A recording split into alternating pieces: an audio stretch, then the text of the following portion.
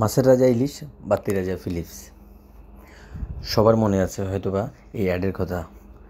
আমাদের ছোটোবেলায় আমরা এই অ্যাড বিটিভিতে অনেকবার দেখেছি।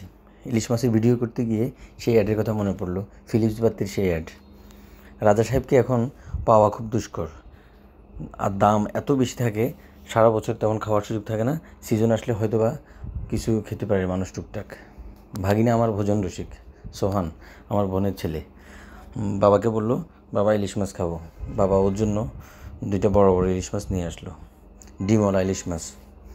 আর ও মাকে বললো বাবা যেহেতু শখ করে ইলিশ মাছ কিনলো আমার জন্য, তুমি সর্ষে ইলিশ রান্না করো। ওর মা সর্ষে ইলিশ রান্না করে দিল।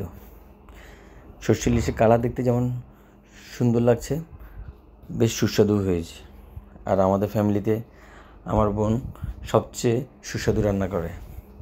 পরিবারের হয়তো আমার ওয়াইফও ভালো রান্না করে, বাট আমার বোনের মতো অত সুস্বাদু হয় না।